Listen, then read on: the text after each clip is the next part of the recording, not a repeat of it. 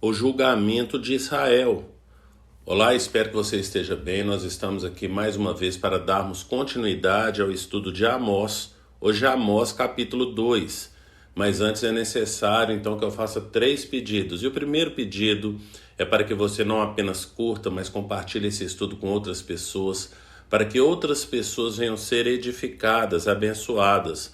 O segundo pedido é para que você adquira a Bíblia 365, porque através dela você vai ler um trecho do Antigo Testamento, um trecho do Novo Testamento, um trecho de Salmos e um trecho de Provérbios. Com isso, o desejo do nosso coração e o nosso desafio para você é que você venha ler a Bíblia em um ano. Então, aceite esse desafio, porque certamente você será abençoado.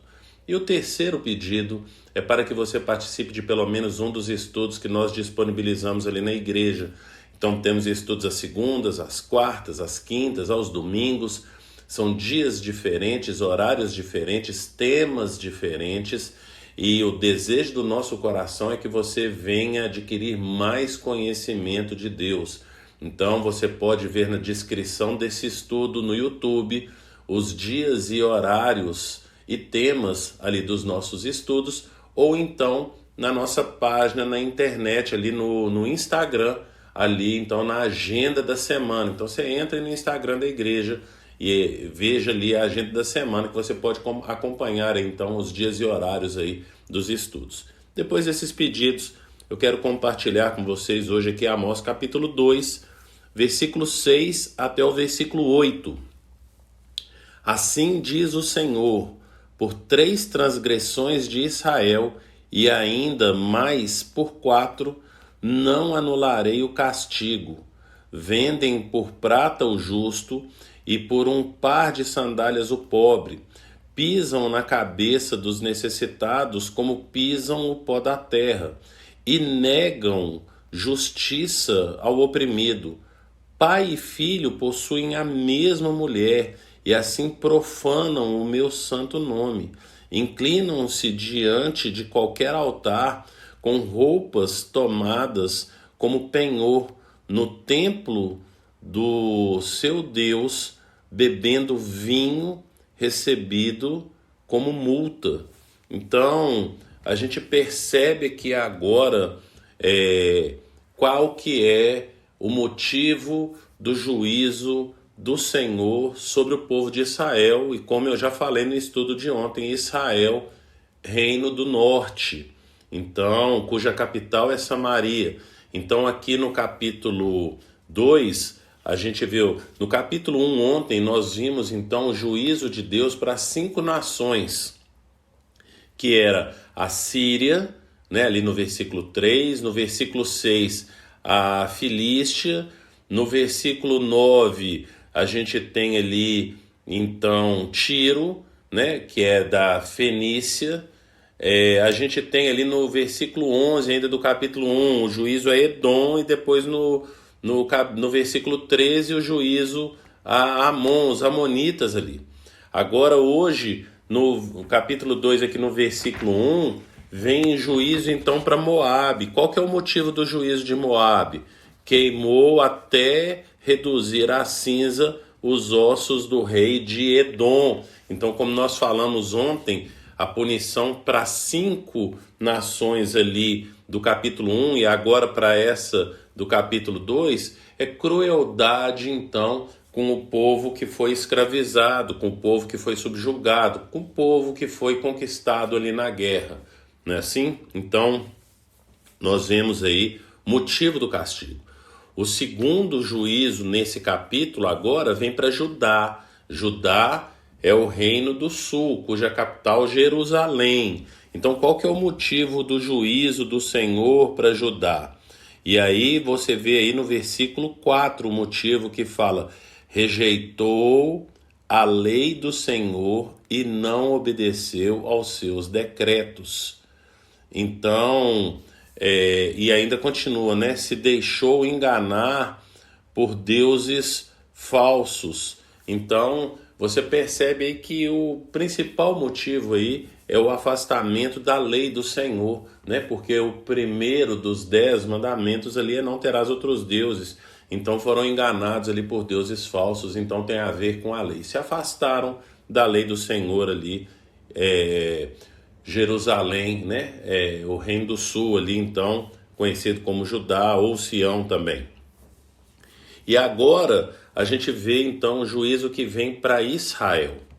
E aqui a gente percebe que aqui no versículo 6, 7 e 8 são então denunciados sete pecados, 7 transgressões então ali desse povo do sul. A gente lembra também que esse número 7 é o número da perfeição, então é um número, é o completo, não é assim? Então eles chegaram ao pecado completo e daí então o juízo aqui para o Reino do Norte.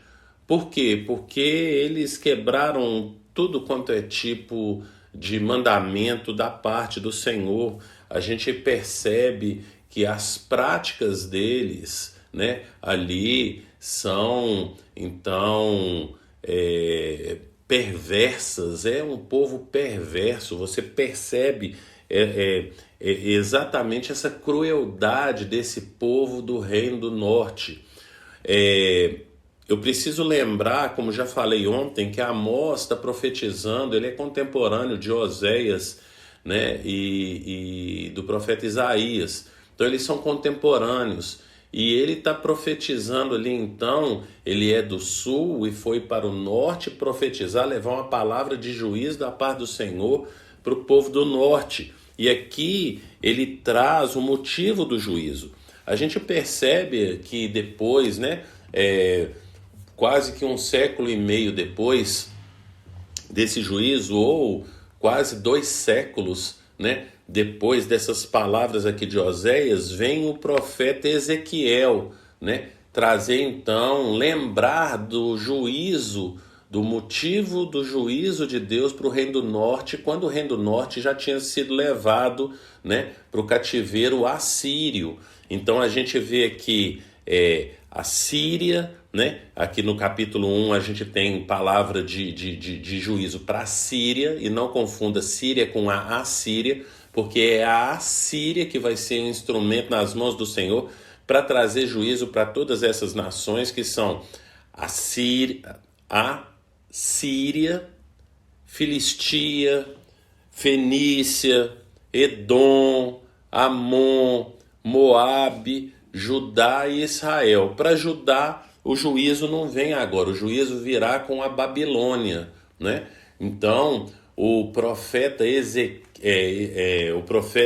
Ezequiel, ele vai falar, ele vai resumir esses 7 pecados aqui, que foram condenados aqui, né, levantados por Amós. Amós levanta-se então a acusação de 7 pecados, mas que Ezequiel, ele traz então aqui em Ezequiel capítulo 16, versículo 49, trazendo para apenas 2 que são muito importantes e que é a base, né, desses 7 pecados. Então, qual que era esse pecado aqui, que foi então depois, né, quase que 2 séculos depois aí, né, desse reino do norte ter sido levado para o cativeiro assírio? Qual que é, o que o profeta Ezequiel lembra do pecado deles? Então, lá no versículo 49 ele fala: ora, esse foi o pecado de sua irmã Sodoma. Lembrando aqui que Sodoma, ele está se referindo ao reino do norte, porque praticava o mesmo pecado lá de Sodoma e Gomorra. Então esse foi o pecado de sua irmã Sodoma. Ela e suas filhas eram arrogantes, tinham fartura de comida e viviam despreocupadas, não ajudavam os pobres e os necessitados. Então a gente percebe aqui 2 pecados, né? Então esses 7 pecados que Amós levanta a acusação aqui, Ezequiel traz então e reduz para 2, que é a base desses 7, que é então arrogância, porque você percebe a arrogância nela, da forma como vem tratando as pessoas, não é assim? E também o fato de ter fartura e não compartilhar com os necessitados.